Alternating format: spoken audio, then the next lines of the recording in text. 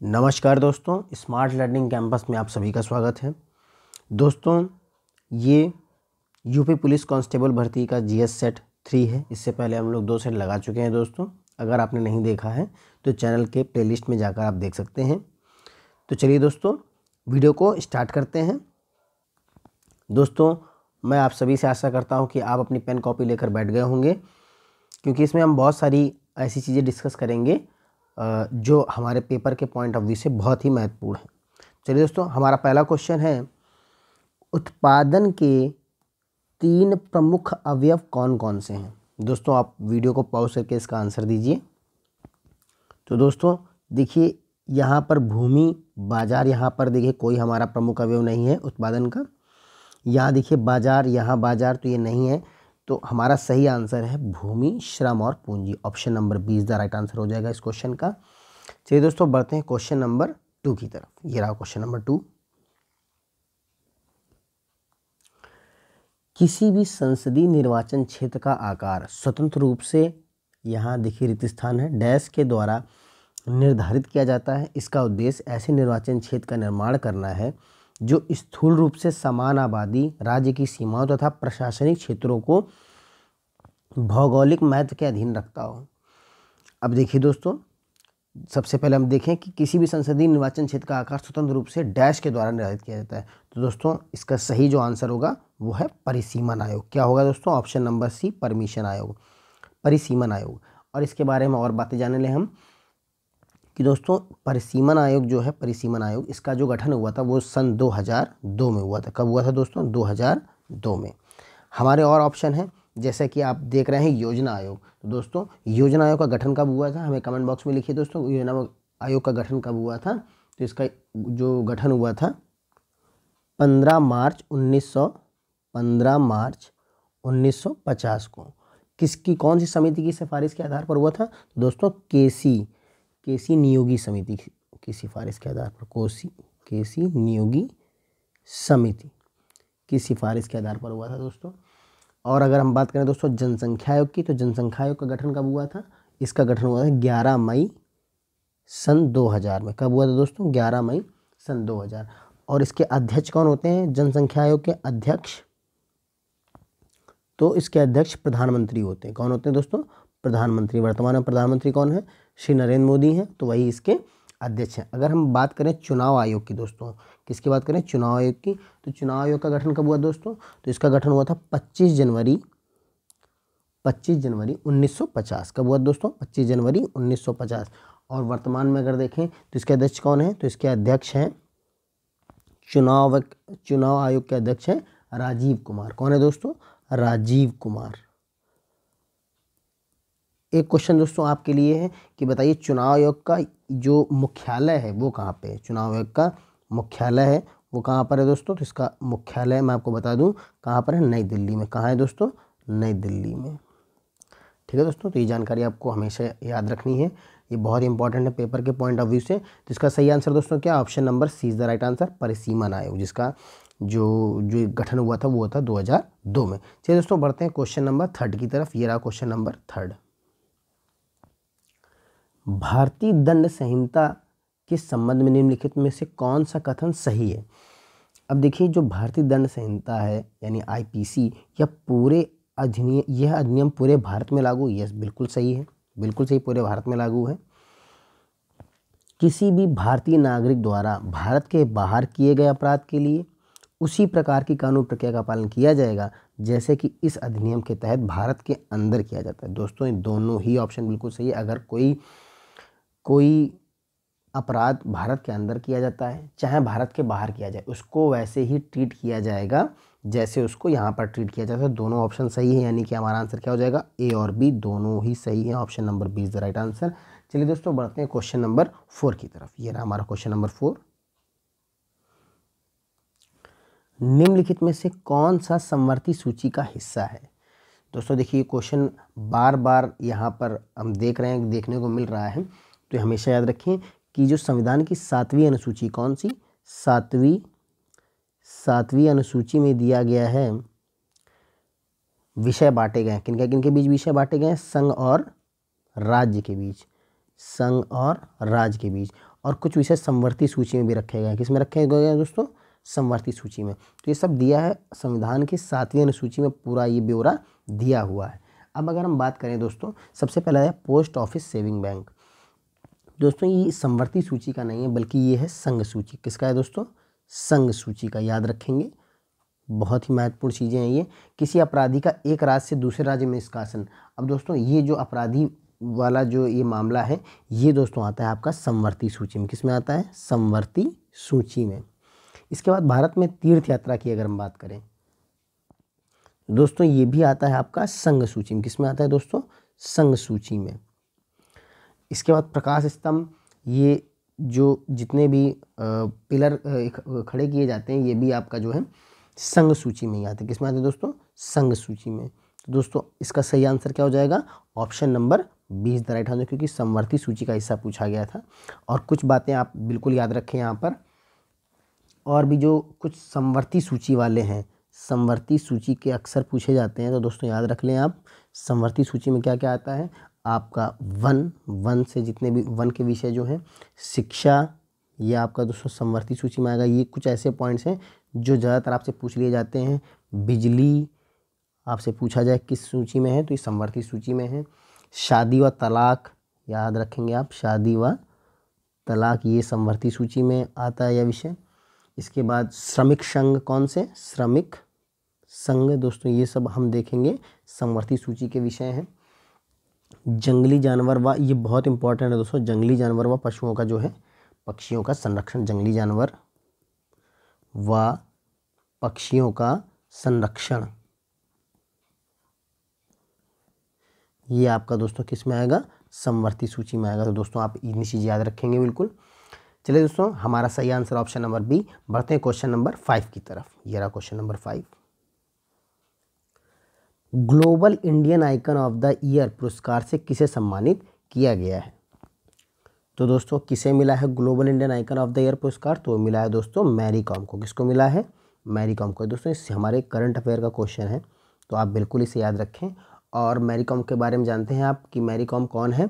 तो वो है भारतीय मुक्केबाज है। कौन है वो? भारतीय मुक्केबाज हैं, मुक्केबाज हैं। और अगर हम बात करें तो किस स्टेट से बिलोंग करती हैं दोस्तों? तो बताइए दोस्तों किस स्टेट से बिलोंग करती हैं? तो वो करती हैं मणिपुर से। कहाँ से करती हैं दोस्तों? मणिपुर से, मणिपुर से। और सबसे महत्वपूर्ण बात जो आपको इनके लिए याद रखनी है कि 8 बार विश्व मुक्केबाजी प्रतियोगिता विजेता रह चुके। कितनी बार दोस्तों? 8 बार। ये 8 बार वर्ल्ड जो मुक्केबाजी प्रतियोगिता होती है उसमें 8 बार ही विजेता रह चुकी हैं। अगर हम बात करें यहाँ पीटी उषा की, किसकी दोस्तों बात करें? पीटी उषा की। तो ये केरल के एथलीट है। कहाँ की है? केरल की एथलीट है। ये दोस्तों इम्पॉर्टेंट पॉइंट याद रखेंगे। और इन्हें क्या कहा जाता है? भारतीय ट्रैक और फील्ड की रानी भी कहा जाता है। क्या कहा जाता है दोस्तों इन्हें? अगर हम बात करें पीटी उषा की, तो इन्हें भारतीय ट्रैक और फील्ड की रानी, भारतीय ट्रैक और फील्ड की रानी कहा जाता है दोस्तों। राज्यसभा सांसद भी हैं। क्या है दोस्तों? राज्यसभा के सदस्य भी हैं जो पीटी उषा हैं। अगर हम बात करें इनकी, तो ये राज्यसभा की सदस्य भी हैं, राज्यसभा की सदस्य भी हैं। हाल ही में इन्होंने ज्वाइन किया है राज्यसभा की। पूछा जाए कौन सी एथलीट ऐसी है जो राज्यसभा की सदस्य भी है, तो वो पीटी उषा है। अगर दोस्तों यहाँ तीसरा ऑप्शन है मिताली राज। अब मिताली राज दोस्तों बताइए कौन है? मिताली राज।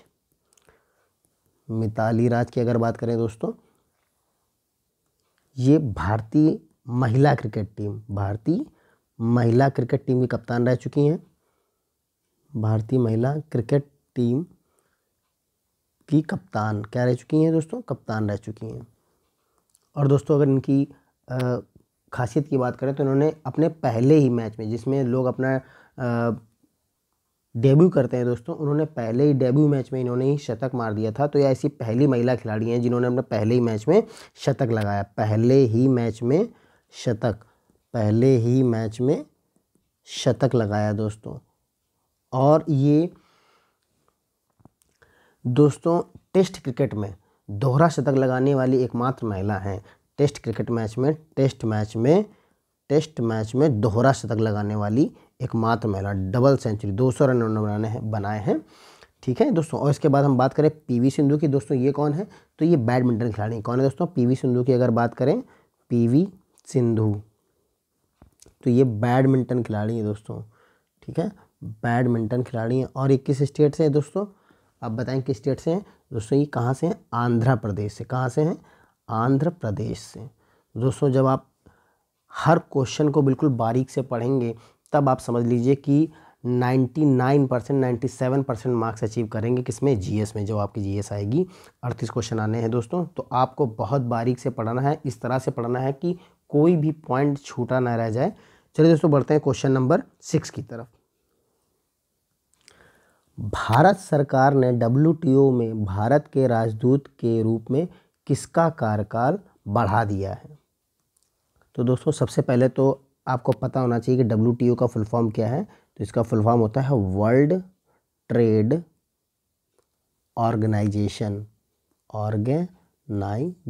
दोस्तों ये इसकी फुल फॉर्म है। और किसका कार्यकाल बढ़ा दिया गया है? तो वो है दोस्तों हमारा option number D, Brajendra Navneet. दोस्तों ये ऑप्शन बिल्कुल सही है। अगर हम बात करें यहाँ जीसी मुर्मू की, तो दोस्तों जीसी मुर्मू कौन है? तो भारत के नियंत्रक एवं महालेखा परीक्षक हैं। भारत के नियंत्रक व महालेखा परीक्षक हैं। अब दोस्तों अगर हम बात करें अविनाश कुमार, तो देखिए ये तो मुझे ज़्यादा जानकारी नहीं है, कोई बड़े पद पर नहीं है। अगर हम बात करें अजय बंगा की दोस्तों, तो ये जो अजय बंगा है, इनका पूरा नाम है अजय पाल बंगा। ये विश्व बैंक के वर्तमान अध्यक्ष हैं। विश्व बैंक के वर्तमान अध्यक्ष हैं दोस्तों। ठीक है, ध्यान रखेंगे, सब चीज़ें आपको ध्यान रखनी है। चलिए दोस्तों बढ़ते हैं क्वेश्चन नंबर 7 की तरफ। ये रहा क्वेश्चन नंबर 7। भारत किस वर्ष तक 44 करोड़ बोतल नैनो यूरिया का उत्पादन करेगा? दोस्तों बताइए इसका सही आंसर क्या होगा? दोस्तों इसका सही आंसर है option number D is the right answer, 2025-26। चलिए दोस्तों बढ़ते हैं क्वेश्चन नंबर 8 की तरफ। ये रहा क्वेश्चन नंबर 8। निम्नलिखित में से किसने राष्ट्रीय गीत और इंडियन नेशनल आर्मी का मार्चिंग गीत कदम कदम बढ़ाया जा की रचना की है?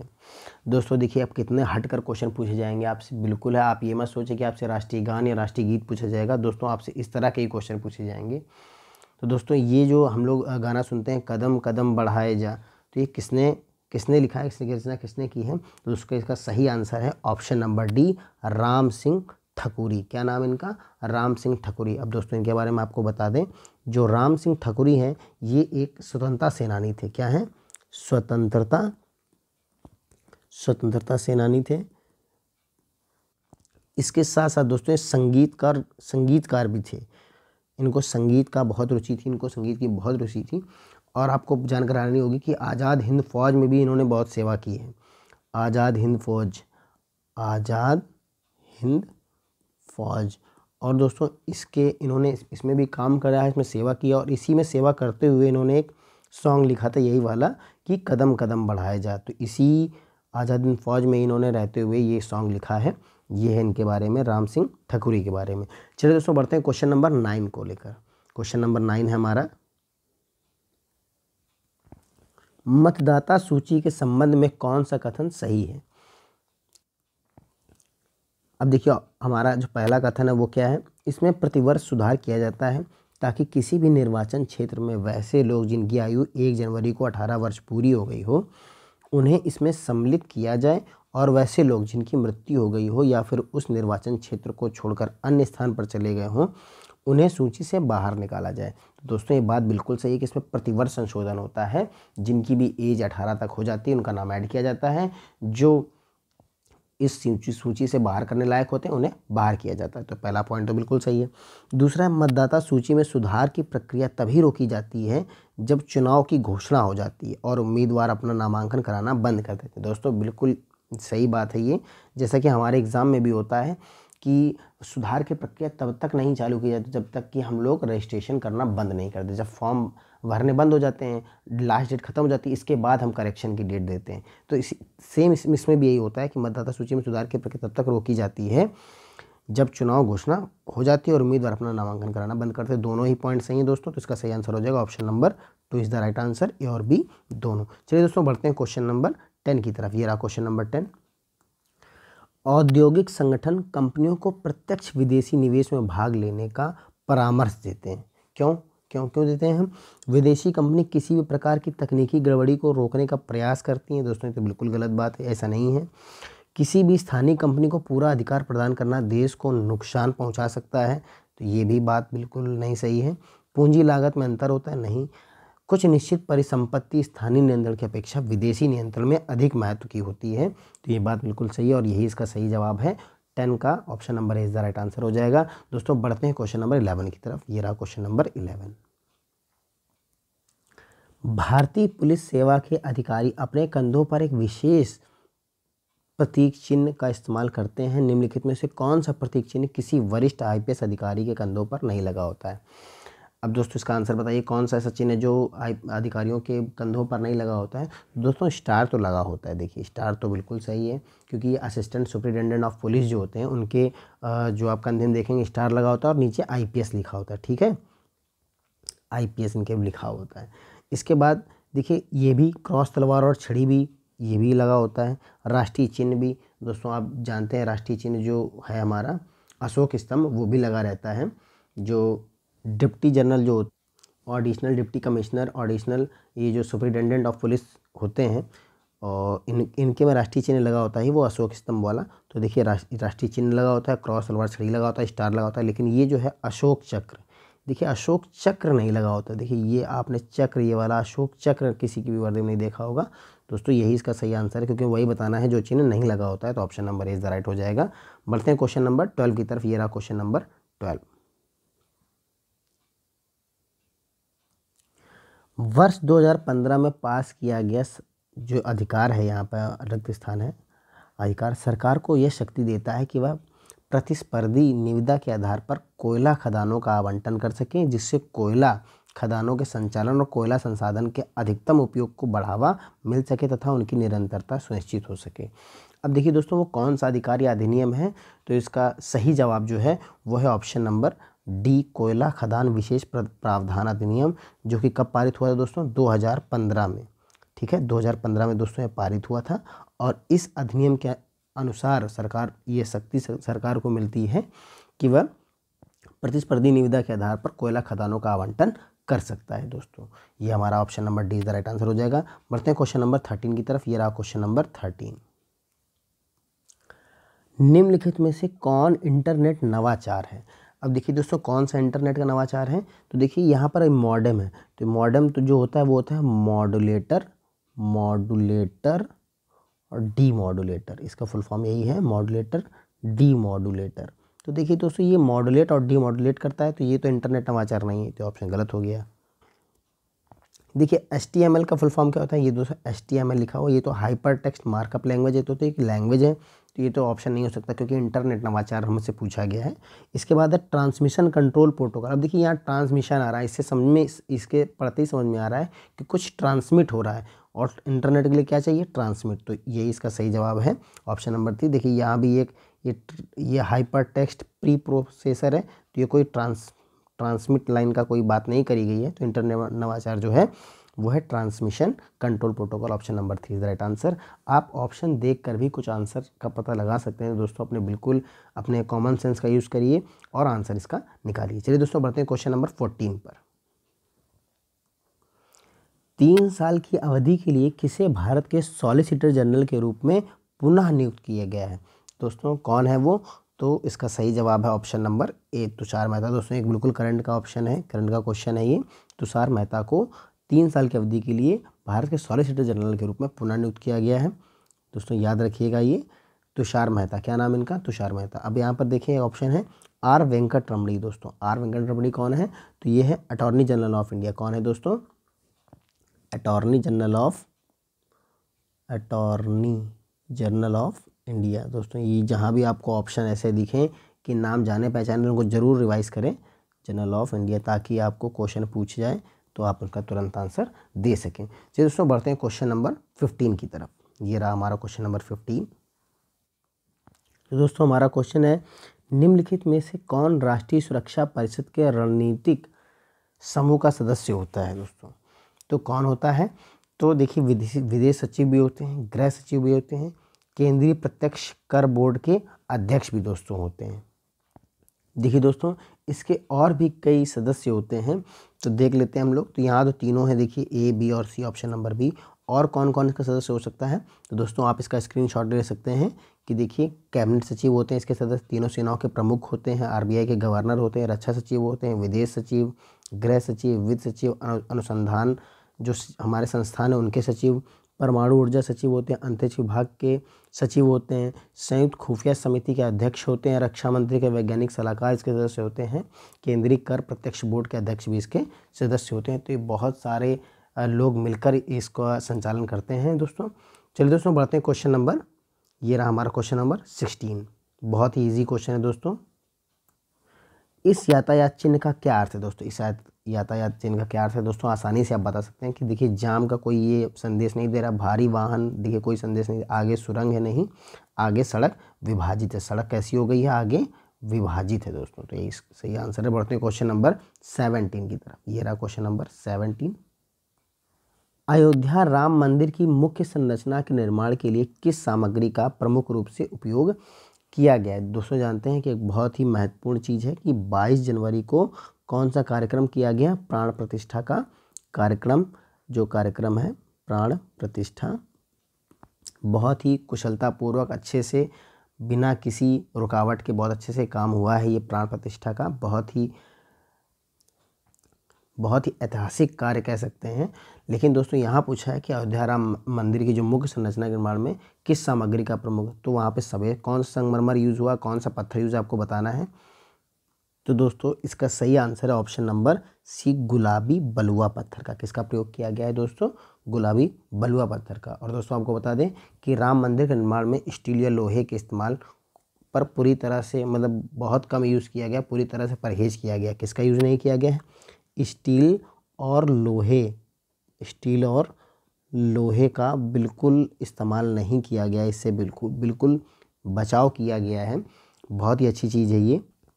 और दोस्तों ये भी आपसे पूछा सकता है कि गुलाबी बलुआ पत्थर कहाँ से लाया गया है? ये जो गुलाबी बलुआ पत्थर है वो राजस्थान में कहाँ से लाया गया है दोस्तों? राजस्थान में। और राजस्थान में भी कहाँ से? तो भरतपुर जिले के बंसी पहाड़पुर पड़ता है, वहाँ से ये लाया गया। कहाँ से लाया गया है? किस ज़िले से? भरतपुर ज़िले से दोस्तों आपने राम मंदिर का चबूतरा भी देखा होगा, काफ़ी विशालकाय बनाया गया, अच्छा बनाया गया है। उसमें किस पत्थर का प्रयोग किया गया है? तो आपसे पूछा जाए कि चबूतरों में किसका प्रयोग, कौन से पत्थर का प्रयोग किया गया है? तो वो ग्रेनाइट पत्थर का प्रयोग किया गया। किसका प्रयोग किया गया है? ग्रेनाइट पत्थर का। चबूतरे में किसका प्रयोग किया गया है? ग्रेनाइट पत्थर का दोस्तों प्रयोग किया गया है। और दोस्तों अभी हम लोग हाल ही में बहुत ही जल्दी एक वीडियो लैंग्वेज में राम मंदिर से रिलेटेड जितने भी प्रश्न पूछे जाएंगे वो दोस्तों हम सब उसमें कवर करेंगे। एक क्वेश्चन और आप सभी बताएंगे कि जो मंदिर के दरवाजे हैं, मंदिर के दरवाजे में किस लकड़ी का प्रयोग किया गया है? आप बताएंगे मंदिर के दरवाजे में किस लकड़ी का प्रयोग किया गया है। दोस्तों मैं आपको फिर भी बता दूं, आप ज़रूर उसका कमेंट, आप यहाँ वीडियो पॉज करके स्किप करके आगे बढ़ेंगे और इसका आंसर कमेंट बॉक्स में देंगे, लेकिन हम आपको आंसर बता दें किसका प्रयोग किया गया? सागौन की लकड़ी का। किसका प्रयोग किया गया है? सागौन की लकड़ी का प्रयोग से दरवाजे बनाए गए हैं दोस्तों मेरे हिसाब से इतनी जानकारी बहुत ही पर्याप्त है इस क्वेश्चन के लिए। बढ़ते हैं क्वेश्चन नंबर 18 में। दोस्तों क्वेश्चन है, इलायची की पहाड़ी निम्न में से किस पर्वत श्रेणी में स्थित है? दोस्तों देखिए बहुत ही इजी क्वेश्चन है ज्योग्राफी का, जिसने ज्योग्राफी पढ़ी है अच्छे से उसके लिए बहुत ही सरल क्वेश्चन है दोस्तों। अब देखिए हम एक यहाँ पर ऑप्शन की बात करें, अगर अरावली की बात करें तो विश्व की सबसे प्राचीनतम वलित पर्वत श्रेणी कैसी है? विश्व की प्राचीनतम वलित पर्वत श्रेणी है दोस्तों। आपको पता होना चाहिए, पूछा जाए कि विश्व की सबसे प्राचीनतम वलित पर्वत श्रेणी कौन सी है? तो वो अरावली है। और इसे क्या कहते हैं? अपशिष्ट पर्वत श्रृंखला भी कहते हैं इसे दोस्तों। और क्या कहते हैं? अपशिष्ट, क्योंकि दोस्तों ये बिल्कुल अब अपने कई जगहों से वो घिस चुकी है तो अपशिष्ट हो गई। कैसी हो गई? अपशिष्ट हो गई। इसे अपशिष्ट पर्वत श्रृंखला भी कहते हैं। किस पर्वत श्रृंखला को अवशिष्ट पर्वत श्रृंखला कहते हैं, तो अरावली है। और इसकी अगर औसत ऊंचाई की दोस्तों बात करें, इसकी औसत ऊंचाई की बात करें तो इसकी औसत ऊंचाई लगभग 930 मीटर है। कितनी है? 930 मीटर। अगर हम बात करें यहाँ पश्चिमी घाट की, किसकी बात करें? पश्चिमी घाट की। दोस्तों इसे सह्याद्री भी कहा जाता है। क्या कहा जाता है? सह्याद्री भी इसे कहा जाता है। और दोस्तों ये जो पश्चिमी घाट है, आपको पता होना चाहिए कि अपनी जैव विविधता के लिए भी बहुत महत्वपूर्ण है। जैव विविधता के लिए जानी जाती है, जैव विविधता के लिए। और इलायची पहाड़ियाँ जो इसमें पूछा गया है, इलायची पहाड़ियाँ, वो दोस्तों यहीं पर पाई जाती। कहाँ पर? यहीं पर। इलायची पहाड़ियाँ कहाँ पाई जाती हैं? यहीं पर पाई जाती है। ऑप्शन नंबर 20 का सही आंसर हो जाएगा। इसके अलावा भी अगर हम बात करें पीर पंजाल श्रेणी, दोस्तों किसकी बात करें? यहाँ पे पीर पंजाल श्रेणी, तो दोस्तों ये किन नदियों के बीच पड़ती है पीर पंजाल श्रेणी? तो ये झेलम और व्यास नदी के बीच पड़ती है। किन के बीच? झेलम व व्यास नदी के बीच, व्यास नदी के बीच दोस्तों याद रखेंगे। और दोस्तों ये पीर पंजाल श्रेणी कहाँ पे है? तो ये जम्मू एंड कश्मीर में। कहाँ है दोस्तों? जम्मू एंड कश्मीर में है। और ये लघु हिमालय की सबसे लंबी पर्वतमाला है। कहाँ की है? लघु हिमालय की सबसे लंबी पर्वतमाला है। लघु हिमालय की सबसे लंबी पर्वतमाला है दोस्तों। तो आप इतने पॉइंट याद रखेंगे। हमारा एक ऑप्शन है पूर्वी घाट। अब दोस्तों पूर्वी घाट तो आप जानते ही हैं कि एक तरफ जैसे हमारा भारत का मैप है, तो यहाँ पश्चिमी घाट, यहाँ है पूर्वी घाट दोस्तों। और दोस्तों इसका विस्तार कहाँ से कहाँ तक है? तो दोस्तों इसका विस्तार महानदी से नीलगिरी पहाड़ियों तक है। महानदी से नीलगिरी पहाड़ियों तक, ठीक है। तो दोस्तों ये सब बातें आप बिल्कुल नोट करते रहेंगे अपने कॉपी पेन से, अपने कॉपी पर नोट करते रहेंगे। चलिए दोस्तों बढ़ते हैं क्वेश्चन नंबर 19 की तरफ। निम्नलिखित में से किसने ऑस्ट्रियन ग्रैंड प्रिक्स 2023 जीता है? तो दोस्तों इस बार के लगभग मैक्सिमम 95% जो ग्रैंड प्रिक्स हैं वो किसने जीते हैं? एक ही विजेता रहे हैं पूरे सभी प्रतियोगिताओं में, तो वो है मैक्स वर्स्टैपेन। दोस्तों ये इसका सही जवाब है option number 20 the right answer. बढ़ते हैं हमारे आज के आखिरी क्वेश्चन नंबर 20 की तरफ। ये रहा क्वेश्चन नंबर 20 कि फेडरल बैंक के अध्यक्ष के रूप में किसे नियुक्त किया गया है? दोस्तों ये भी करंट अफेयर का क्वेश्चन है। फेडरल बैंक के लिए जो अध्यक्ष हैं किसे उन्हें नियुक्त किया गया है? जिसका सही जवाब है ऑप्शन नंबर ए, AP होता is the right answer. AP होता नाम है इनका। तो दोस्तों आप सभी को कैसी लगी हमारी ये वीडियो? अगर दोस्तों आपको वीडियो अच्छी लगे तो हमें बिल्कुल वीडियो को लाइक करें और कमेंट में ज़रूर लिख कर बताएं आपको वीडियो कैसी लगी। और दोस्तों हमारे लिए कोई भी सजेशन हो, आपको कोई चीज़ और हमारे वीडियो में चाहिए तो आप बिल्कुल कमेंट बॉक्स में लिख सकते हैं। तो दोस्तों अपने दोस्तों के साथ वीडियो को शेयर ज़रूर करें और अगर आप चैनल पर नए हो तो चैनल को सब्सक्राइब कर दें। दोस्तों मिलते हैं अगली वीडियो में, तब तक के लिए नमस्कार।